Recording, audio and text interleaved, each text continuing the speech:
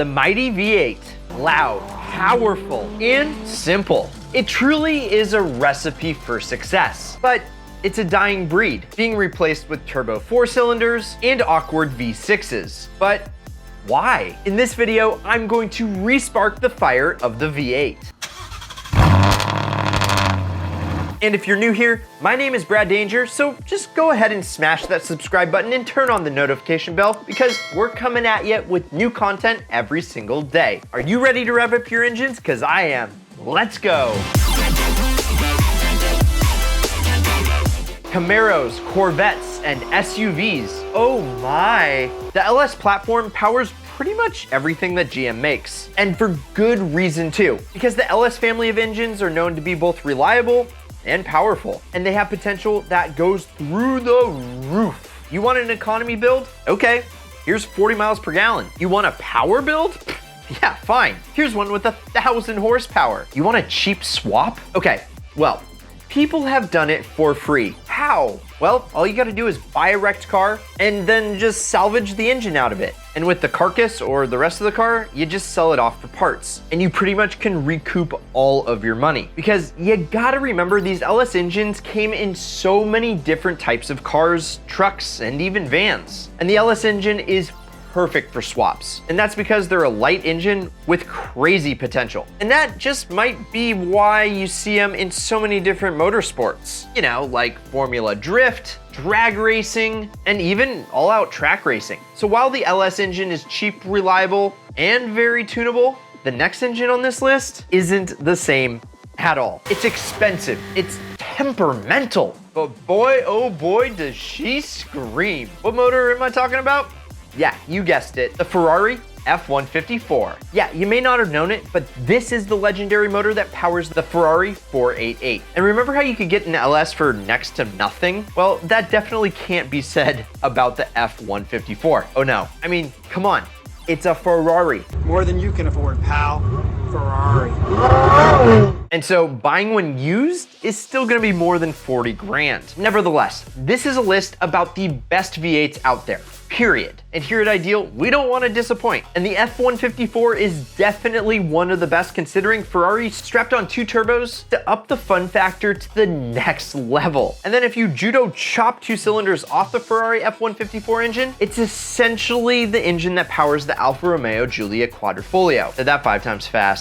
Even though that motor's a 6-cylinder, it's still quite a bit of dinero. In fact, it costs more than the whole car the next engine comes in. Yeah, that's right, you could buy a brand new Mustang GT powered by the awesome Coyote 5-liter engine for $35K. Yeah, the whole thing. That is $5,000 less than just the Ferrari F154 motor. And you get a brand new car. And while the Coyote motor is known for mostly Mustang applications, Ford even threw the Coyote in an F-150 once or thrice. And if you'd like to know a little bit more about those badass F-150 pickups, go check out this Ideal vid. And even though that engine made its way into that vid, the Coyote motor was developed with the Mustang in mind. And that's because it was made to rival the GM's LS motors and the Dodge Hemis. But the Coyote, it's the new kid on the block. And it debuted recently with the 2011 Mustang GT. I don't know about you, but I just love the sound of that trumpeting exhaust note. It's one of the best stock sounding cars out there, period. And that motor is so good that still to this day, it's the standard V8 power plant for the Mustang. And not only are they great stock, but they can be built into some serious power. And those power numbers could rival the next engine on this list, the McLaren M840T. Now, this is another engine that's better known for the car that it's in. The McLaren 720S, ever heard of it? Yeah, that one. The super-de-duper car with hypercar performance. And that power plant is so powerful that it does 0 to 60 in 7.8 seconds. Wait, that's not fat. It goes 0 to 124 in 7.8 seconds. Holy sh**. That's twice as fast as most cars, and that's really thanks to its 710 horsepower. It's absurd. But McLaren as a brand is absurd, and they like this engine so much that they decided to develop it some more and throw it in their 765 LT. And that's the more bonkers version of the 720S. And of course, they increased the horsepower to 755 horses. And if that's not enough for you, you might want to check your pulse. And if your heart's still beating and it's still not enough for you, call Koenigsegg, because they got this 90-degree twin turbski V8 that's ready for you. Yeah, this motor powers the fastest car on the planet. And that's thanks in part to its 1160 horsepower. Yeah, that's right. 1160 horsepower. And if you want one, you're gonna have to call up Koenigsegg with a bag full of cash and like 100 other bags of cash too. And if you got all those bags, you're gonna wanna call and ask for this guy named Mats. Mats is the only guy that you trust with these masterpieces. And unfortunately, there's only 25 floating around. So chances are you'll probably never be able to get a hold of one, much less ever see one. But I bet you've seen this next badass V8, the SRT Hellcat. Let's just take a step back and think about this for a second. With a name like Hellcat, you know this is one rowdy.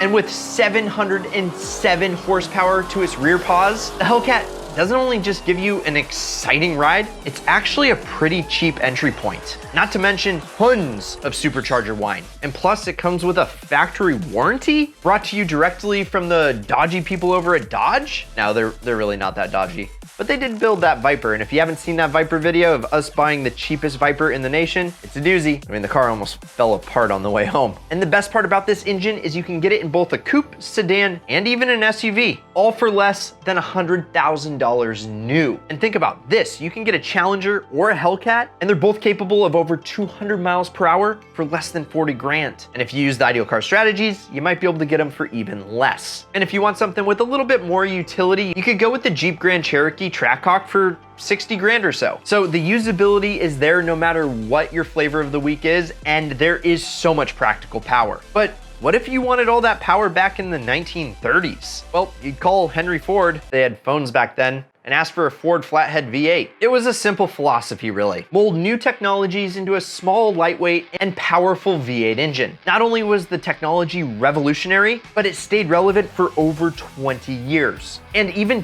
to this day, it's still a go-to for early hot rodders. It's literally the V8 that made V8s relevant. And when the flathead was put into production, it was the first time ever that people other than the uber rich could get a car with 8 cylinders. And it was pretty trick for its time, if I do say so myself. Ford developed the heads of the motor so that it was a lot more efficient, and it made a significant amount of power easily and cheaply. And while cheap is great for mass production, this next engine, it's not cheap at all, but it does make a heck of a lot of power, and with very little displacement. It's the Ferrari F136. What? Another Ferrari engine? This is the one that powers the Ferrari 458. High revving? Yep. A lot of power?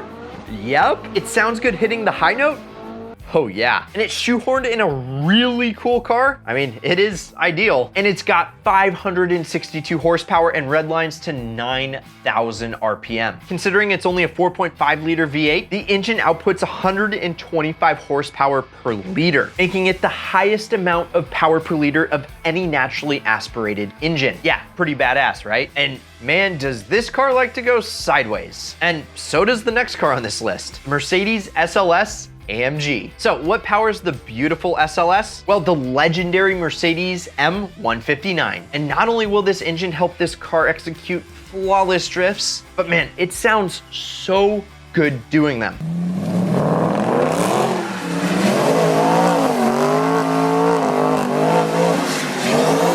It's a beast. It not only shreds tires, but it also drinks gas fast. And that's why here at Ideal, we love the M150. And not only that, but it's also used in the AMG GT3 race car. And all I can say about that car is it turns the excitement level up to 11. And the 622 horsepower comes all natural, baby. But it's not all great, because if you want to swap one of these into your car, you're looking at least 20 grand in parts. But if you were to ask me, might just be worth it. Now, when the M150 first came into production, it was a pretty reliable power plant, except as people have been putting more and more miles, they've started to have some issues. And with anything German, it becomes pretty expensive. But that's not the case with this next motor on this list, as it's got the reliability thing completely handled. And there are multiple documented cases that this thing has powered cars to over 1 million miles. Yes, the Lexus 1UZ has done it. But not only is it just reliable, it's also got a silky smooth power band delivery. And while also being a high revving V8, it's also ridiculously strong. So much so that some people say these are the Japanese equivalent of the GM LS. But if you ask me, they might actually just be better. Anyway, the Lexus 1UZ FE doesn't only like to power things on the ground. Yeah, it likes to go into the air as well.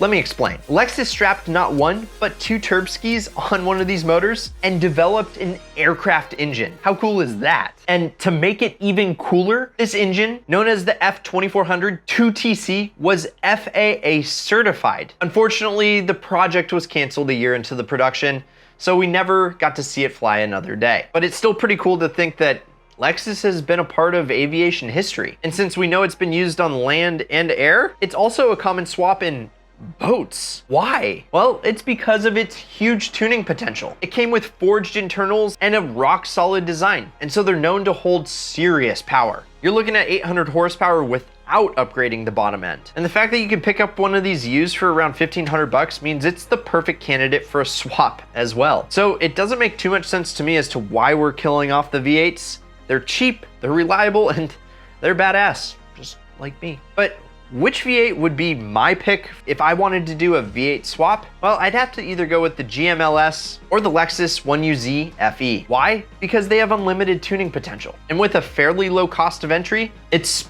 pretty hard to beat. You tell me what your choice would be and let us know the best V8s that we left off this list in the comments below. And if you like this video, hit the like button. If you disliked it, hit the dislike button not once, but twice. Also, please share these videos with your friends that you think would enjoy them. Let's make the V8s and Ideal live long forever. And also, my name is Brad Danger. If you're new here, please subscribe, turn on the notification bell, and of course, check out some of our other Ideal content. And as always, keep living the Ideal lifestyle.